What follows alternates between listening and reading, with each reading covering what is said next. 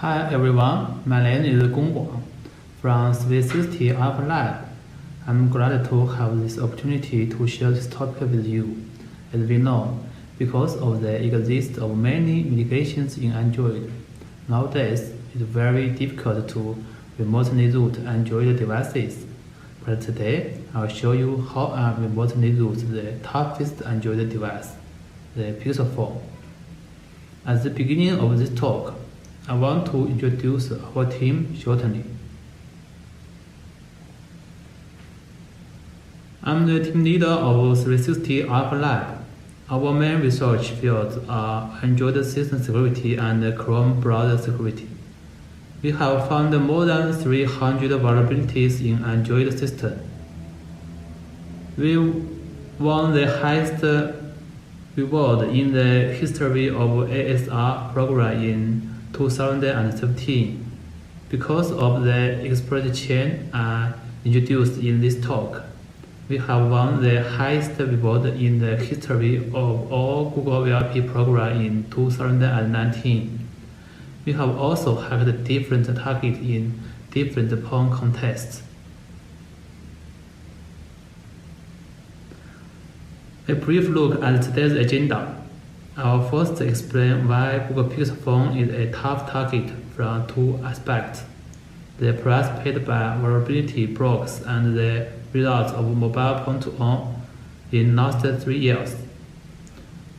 Next, I'll introduce remote attack surface of Android devices.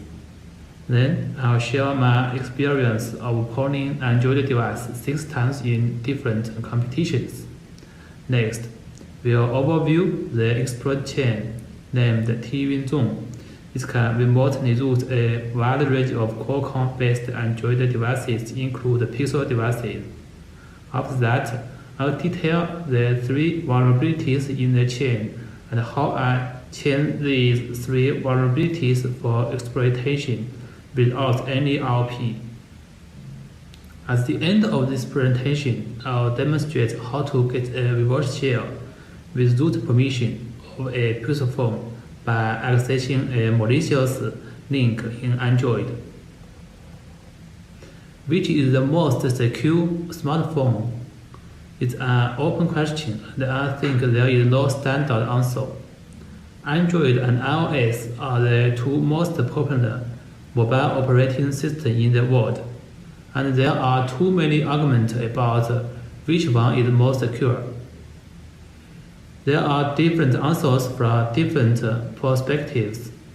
If we answer the questions from the perspective of the price paid by vulnerability blocks, it seems like Android is more secure than iOS.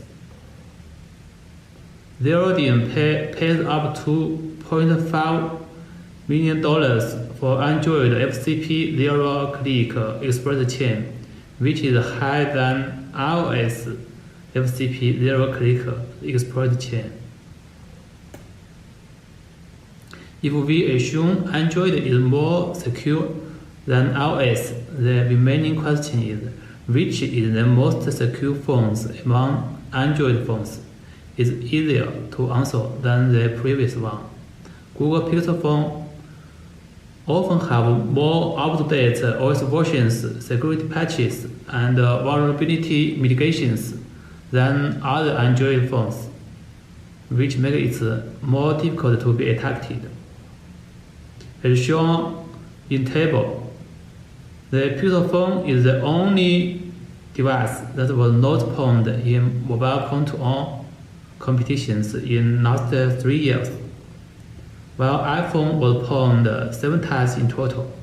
All other Android devices include Samsung Galaxy, Huawei Mate, P series, Xiaomi Mi devices were pwned several times in the contest too. Many exploits demonstrated in the contest target Android devices existed in outdated OS component or unsecured customized code, so we can conclude that Pixel device is a tough target. Before I talk about my exploit chain, I want to give you a attack surface analysis of remotely compromising smartphones. As shown in the picture, remote attacks of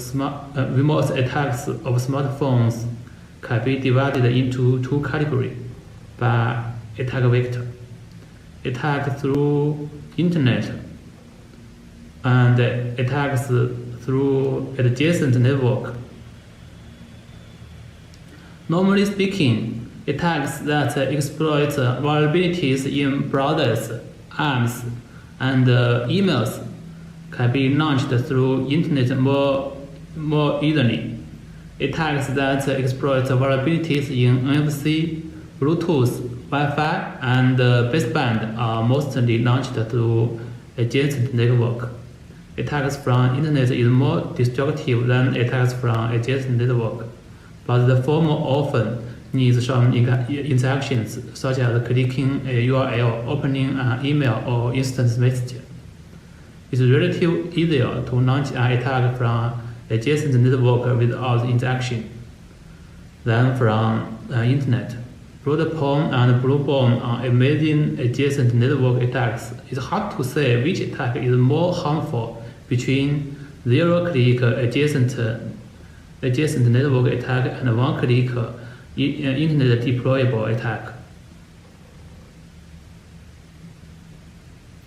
The exploit chain I used to remotely use the Pixel phone is a one-click internet deployable attack chain. This table summarizes some remote working exploit chains found by me targeted Android in recent years. In Mobile Phone Tour 2015, I found Nexus 6 with a single vulnerability. I first get RCE in Chrome render process, then I turned this RCE into a UXSS vulnerability, so any JavaScript could be injected to Google Play website. Any app could be installed from it. In .0 Rama 2016, I found 3 Android phone with a single exploit chain. The exploit chain also started from a VS bug, combined with a Chrome IPC weakness. The web view in Android had no sandbox at that time. By exploiting the V8 bug again in a web view, Chrome sandbox could be bypassed easily. This sandbox escaping method doesn't work anymore because web view is sandboxed now. Is also sandboxed now. In Pwngfest 2016, I found a Pixel XL with a single vulnerability once more. The method is similar to Pwngfest 2015.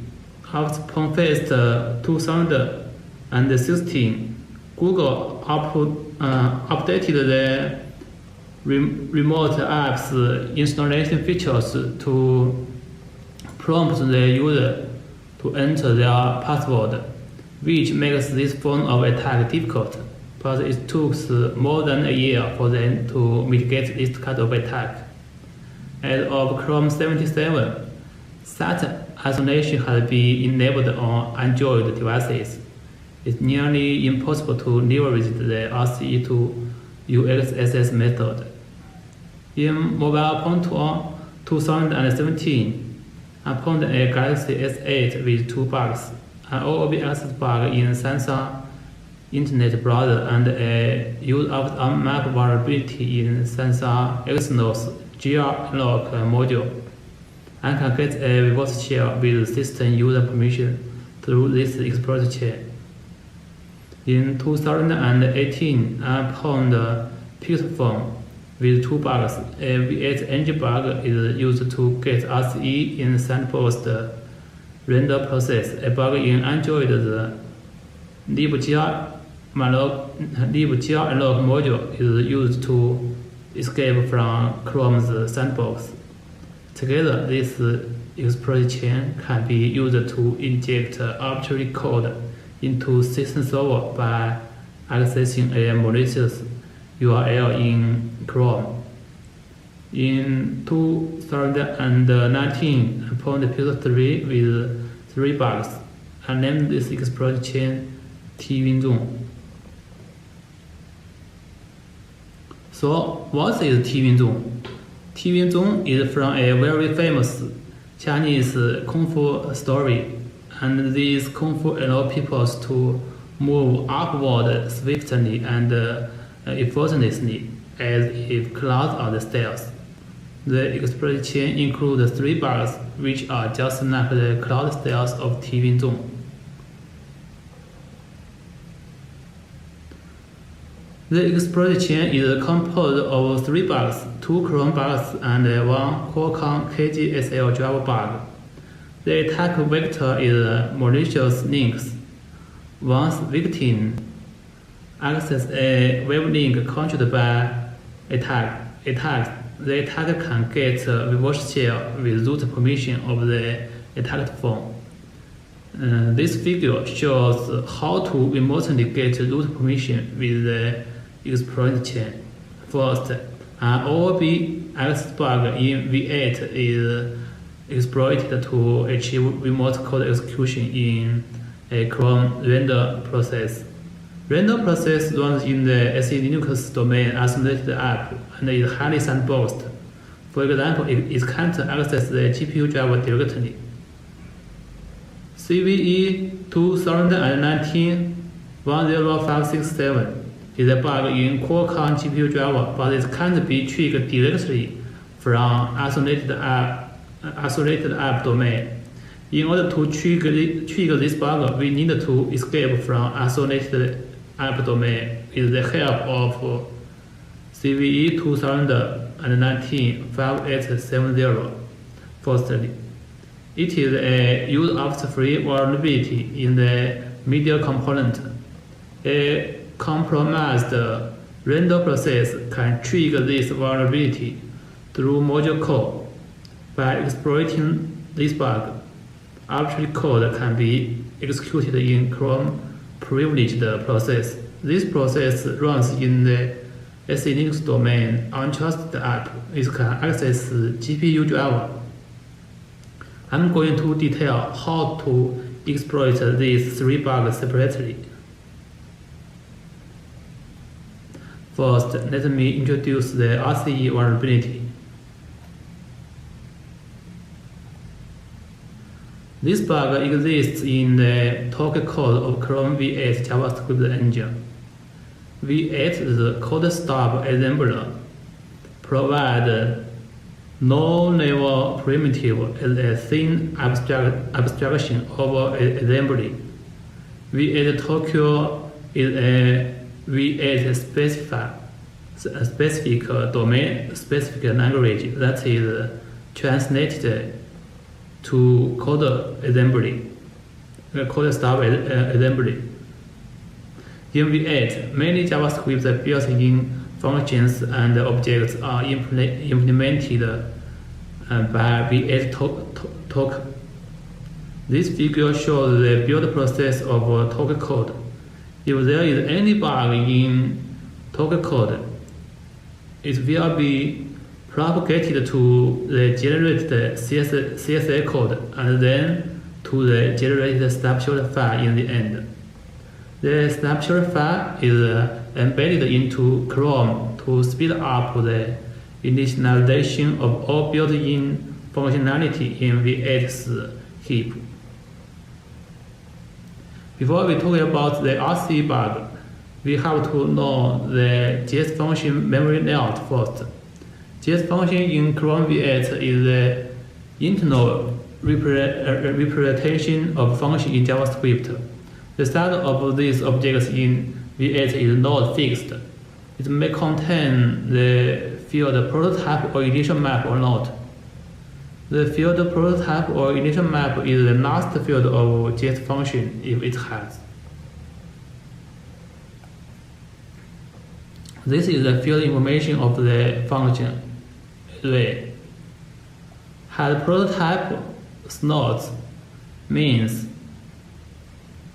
the array function has the field prototype or initial map, so its size is the 64 bytes.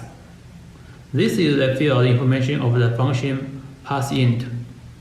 It has no prototype node, so its size is 56 bytes. In most situations, if a function is a constructor, it has prototype node. If a function is not a constructor, it has no prototype node, but there is an exception. The function proxy is a constructor, but it has no prototype node.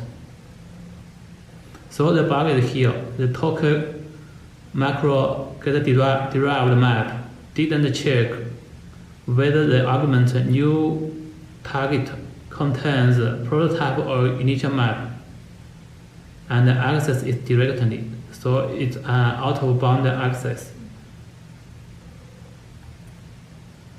It's easy to trigger the bug. You can only need one line of JavaScript code. As shown on screen, you can create an untapped array with reflect.construct to trigger the bug. Reflect.construct will call the token function create tapped array. This function will call the variable macro get-derived map. Because the new target argument is set to the proxy function, so the OOB access will be triggered. But if the above JavaScript is run in Chrome simply, nothing special will happen, although the OOB access has already occurred. It is because that after loading prototype or initial map, the value will be treated as a map. Its constructor is loaded and compared with target. And in most situations, this value is a legal map, but its constructor is not the same as the target. So execution flow will bear out to snow pass. Everything is normal. If the value isn't a map, execution flow will bear out to snow pass 2, while it fails to be casted to a map.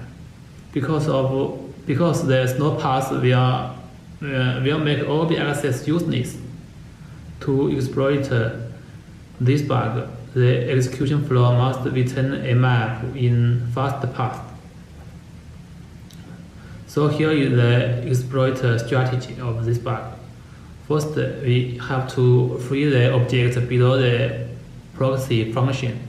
Then we occupy the free space with an object whose map's construct is uint8 array.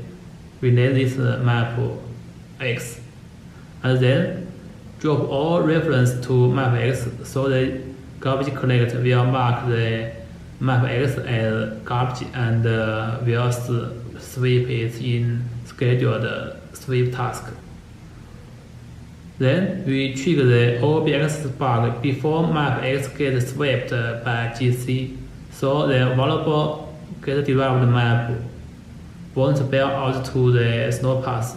The pointer of map x will still be used in create tapped array. After sweep task finished, we occupy the free space of map x with a map whose constructor is uint32 array. So we can get a malformed tapped array. Its map is uint32 array, but its layout, especially its element kind, is uint8 array type. It's easy to implement arbitrary read and write with this malformed object. With the ability of arbitrary read and write, we can enable Mojo JS binding and exploit the following Mojo vulnerability to escape from Chrome sandbox. Next, I'm going to introduce the ERP bug. Chrome uses a multi-process architecture. It isolates random process from other privileged process. As the picture shows, the main process that runs the UI and manages tabs is called the browser process. The GPU process is a process used when Chrome is displaying GPU-accelerated content. Likewise, the type-specific processes are called render processes. Normally, render process has the lowest privilege. The GPU process and the broader process have high privileges. Render processes are highly sandboxed and many interactions between them and the system are processed by other privileged processes. In Android, render process runs in the domain isolated app. The GPU process and the broader process run in the domain untrusted app. The ERP bug occurred in a render process, while the ERP bug occurred in the GPU process. The communication between processes is via IPC. There are two IPC systems in Chrome, Legacy IPC and the Mojo IPC. Mojo is Chrome's new IPC system. The ERP bug can be triggered by Mojo code from render process. It's a URF vulnerability in Chrome's media component. It is related with the interface of content decryption module. This module allows Chrome to play DRM-protected HTML5 video and audio. The IDL format of the content decryption module is shown on the screen. The function in line 3 is responsible for initializing the CDM. If initialization succeeds, CDM ID will be non-zero and will later be used to locate the CDM at the remote side. The initialize function is implemented in C++. If initialization succeeds, the function on CDM created will be called. This function will be called. The cause of the vulnerability is that there is no restriction to the number of the calls of the function initialized. If this function is called twice through module call, in debug version, this decheck will be triggered, and all CDM created would be called twice too, which without the same module CDM service would be registered twice in the function or CDM created.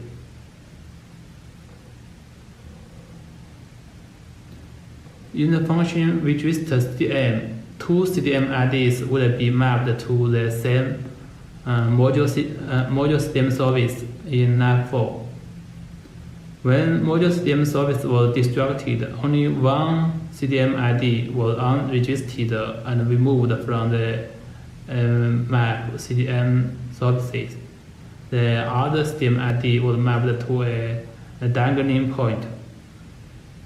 After that, if the function getCDM context ref was called with a formation CDM ID, the URF would occur in line 6. Module CDM service can be configured to be run in different processes. It can be configured to run in the broader process, the GPU process. It also can be configured to run in utility process. Desktop Chrome is desktop Chrome configure CDM service run in utility process. Utility process is highly sandboxed, just as render process, so it can't be exploited to escape sandbox in desktop Chrome. But luckily, module CDM service is configured to be run in the GPU process by default in Android, so we can exploit this bug to access the GPU drive directly. The URF object is module CDM service. its size is small. It has only 48 bytes. There is a lot of noise in the heap in this size range, so it's hard to reoccupy the freed Mojo Steam service object with controlled data. Luckily, a member pointer points to a large object. Its type is medial DRM bridge. The size is 168 bytes in debug version and 160 bytes in release version. We can occupy the memory of the freed medial DRM bridge. Use the control data. So we can control its virtual table. Overwrite its virtual table. It seems like we can use RP to finish the exploit, but there is another problem. We can't allocate memories with known address in GPU process. So we don't know where the virtual table point can be modified to point to. We need another information disclosure bug to fake a virtual table with known address. Then we can finish the exploit by rope. However, it's not a good choice. There is a simpler solution. As we know, random process and the GPU process have the same memory layout in Android. They are forked from the same process, so we know the base address of most shared library in GPU process. The shared library lib LLVM GLnext use the system function. So there will be a system function point in this shared library after it's loaded. Now, if we modify virtual table point to point to near system function point, when your elf occurs, the system function is called. The argument is controllable too. We can use this simple method. We can use a simpler method, return to libc, to execute any shell command in GPU process. So we escape from the Chrome sandbox.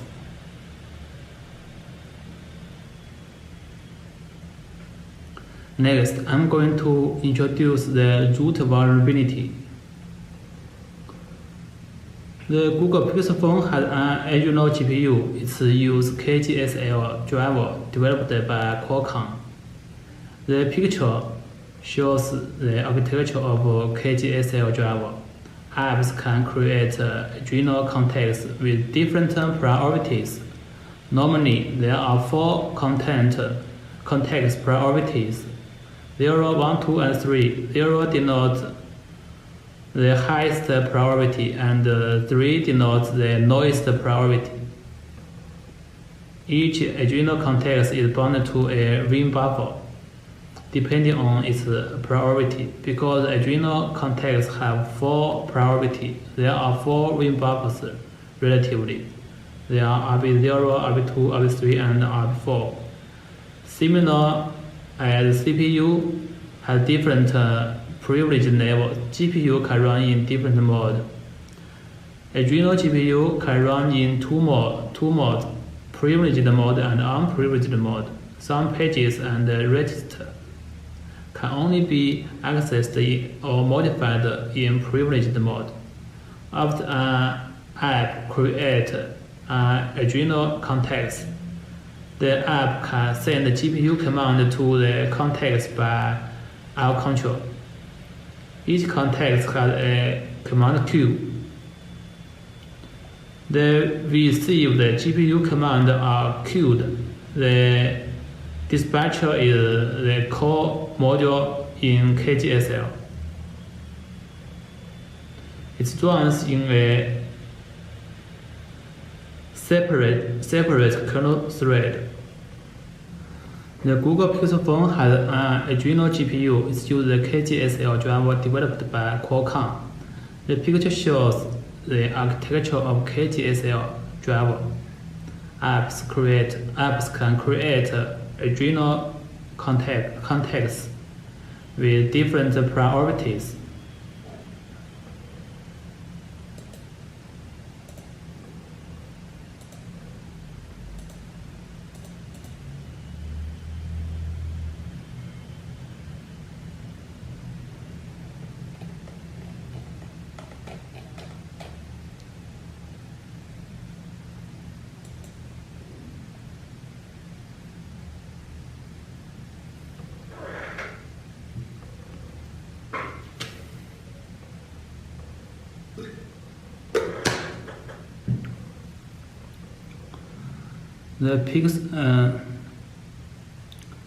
The Google Pixel phone has an Adreno GPU. It uses the KGSL driver developed by Qualcomm. The picture shows the architecture of the KGSL driver. Apps can create Adreno contexts with different priorities. Normally, there are 4 context priorities: 0, 1, 2, and 3. 0 denotes the highest priority, and 3 denotes the lowest priority. Each Adreno context is bounded to a ring buffer, depending on its priority. Because Adreno contexts have 4 priorities, there are 4 ring buffers relatively: RB0, RB1, RB2, and RB3. Similar as CPU has different privileged level, GPU can run in different modes. Adreno GPU can run in 2 modes, privileged mode and unprivileged mode. Some pages and registers can only be accessed and modified in privileged mode. After a map creates an Adreno context, the app can send the GPU command to the context by out control. Each context has a command queue. The received GPU commands are queued. The dispatch is the core module in KGSL. It runs in a separate kernel thread and keeps reading commands from the queue and submitting them to ring buffers. After commands are submitted to a ring buffer, the write point of the ring buffer is updated. After the GPU executes some commands, the read point is updated by GPU.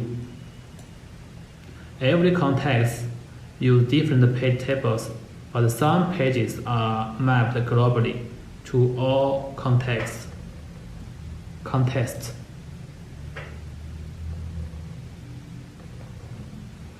This list shows all globally mapped pages in Pixel phone. Note that Scratch in Lab 5 is a globally mapped page, and we will exploit it later.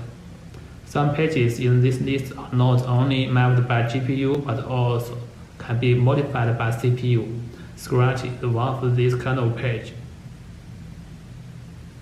The Scratch memory is one page data that is mapped into the GPU. This allows for some shared data between GPU and the CPU. For example, it will be used by the GPU to write updated read point for each ring buffer. The format of the Scratch is shown in this table. The first 16 bytes are the read point of 4 ring buffers. As aforementioned, the read point of ring buffers are stored in Scratch memory. The Scratch memory is mapped in GPU space and CPU space. Read point are sensitive data for KGSL driver. The driver reads read point when allocate buffer from ring buffers. But the Scratch memory is wrongly set to writable by normal GPU command processor instructions in this function. in this line. The function KTSL allocate globe allocate a global memory without read-only and privileged flag. So RPTRs can be modified by GPU command processor instructions in unprivileged mode. In the function original ring buffer allocate space, the variable RPTR in line5 is read from the scratch memory. As RPTR can be modified to any value, the function can be conjured to return a wrong ring buffer point.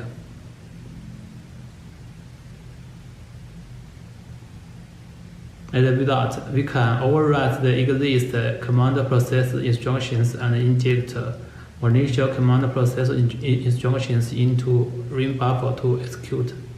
So how to exploit this bug? There are few public documents about the internal architecture of Adreno GPU. We can only speculate some internal behaviors of the Adreno GPU.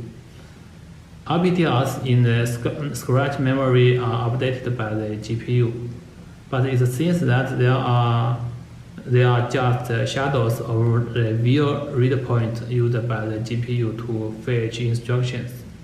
Modifying the RPTR in the scratch memory doesn't affect the execution flow of the GPU.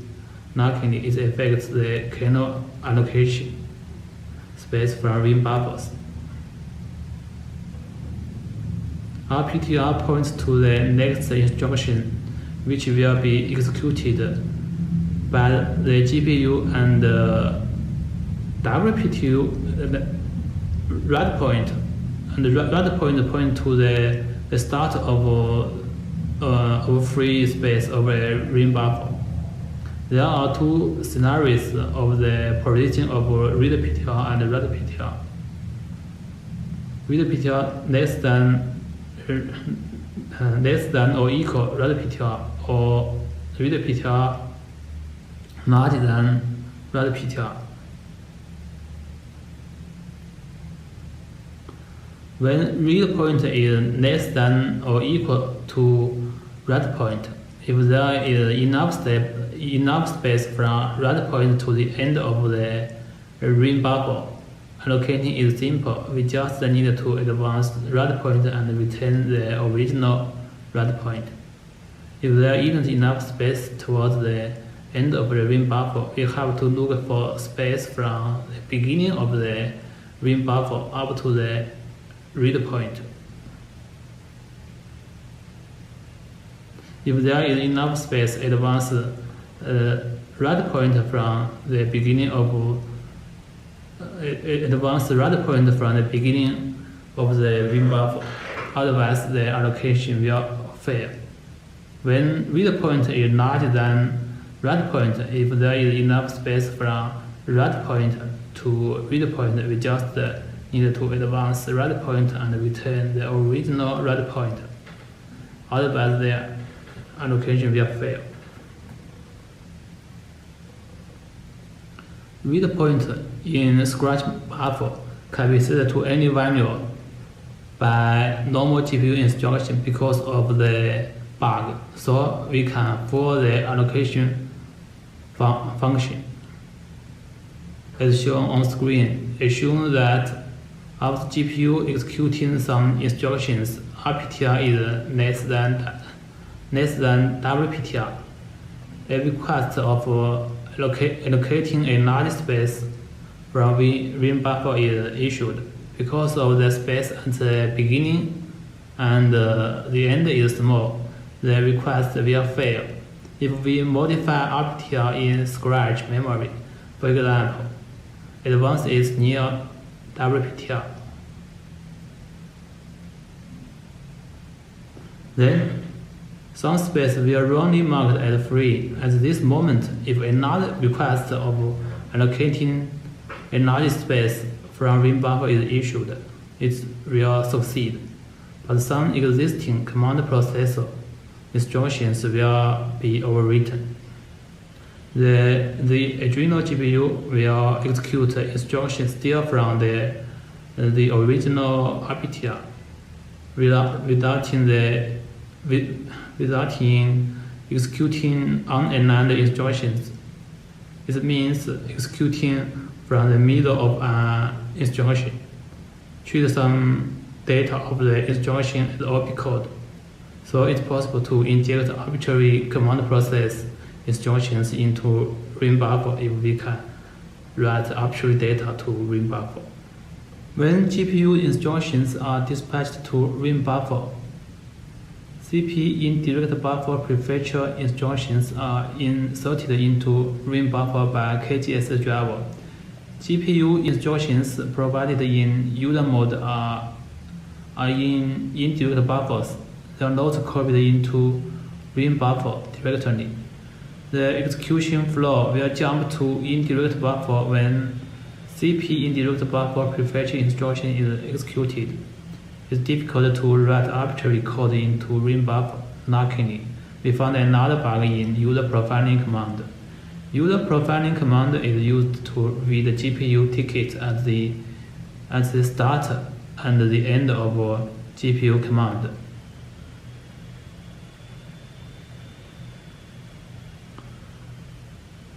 The GPU address of the profiling buffer is controllable by user mode and can be set to any value. GPU address is 8 bytes. It's enough to write a CP loop or CP set protected mode instruction into it. As shown in the picture, it's CP instruction sequence of executing our control KGS GPU command. CP indirect buffer prefetcher instructions are wrapped by other instructions, such as instructions to enable and disable protected mode, instructions to start and end user profiling. If protected mode is disabled, GPU runs in privileged mode. Many privileged registers can be modified. Protected module can only be disabled by CP instructions which runs in ring buffer. CP instructions executed in indirect buffer have no permission to disable protected mode. As mentioned before, we can execute a CP instruction from its middle, so we can exploit the bug as shown in the picture. Before we trigger the bug, the layout of a ring buffer is shown on the left. The first CP indirect buffer prefetcher will jump to an indirect buffer. In this buffer, there is a CP wait reg main instruction, which will wait until the value in a specific GPU address to become a specific value. At this moment, assume the condition is not satisfied. So, the read pointer will point to the next CP indirect buffer prefetcher instruction. Then we trigger the bug in the highest priority context, so we can preempt the wait instruction to modify read pointer near WPTR, which deceives the GPU kernel drive into think the space before read pointer is all free.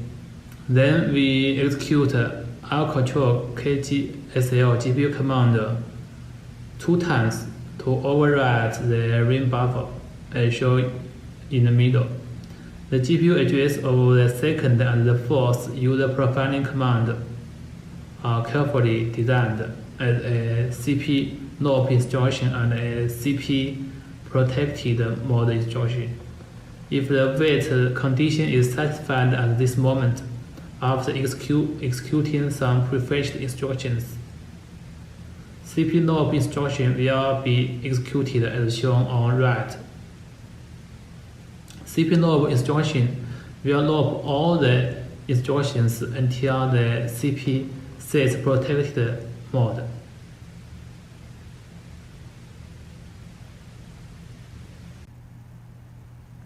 The cp set protected mode instruction will disable protected mode, so the following cp induced buffer prefetch instruction will jump to induced buffer with protected off.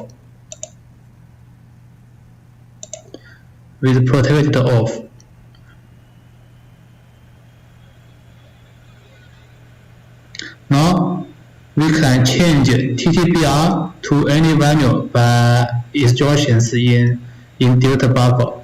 It's a powerful primitive we can exploit to read and write arbitrary physical memory, including code segments in kernel. It's easy to exploit it to get arbitrary kernel code execution. At the end of my presentation, let me show you a demo of the whole exploit chain. First, we launch a web server in the attack's computer. Then, the victim phone accesses the malicious link. We can see a reverse shell will be established. Please wait for a moment.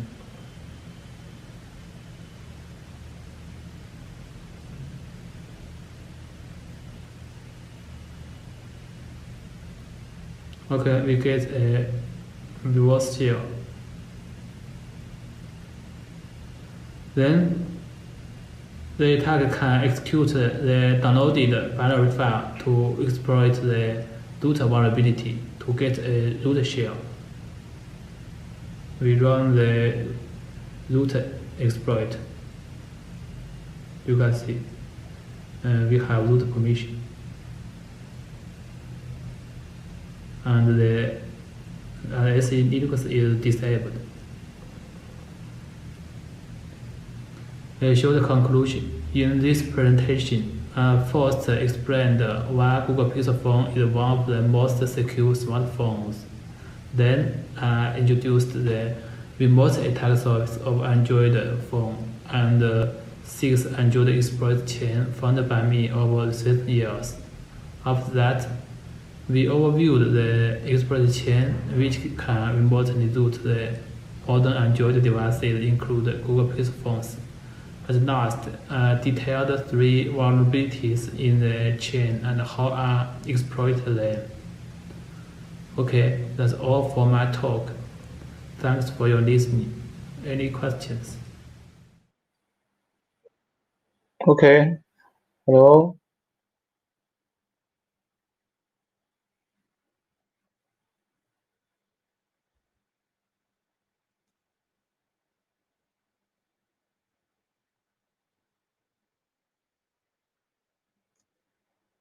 Okay, thank you everyone for your listening for my talk. If you have any questions, you can contact me online, and I will be very happy to answer that.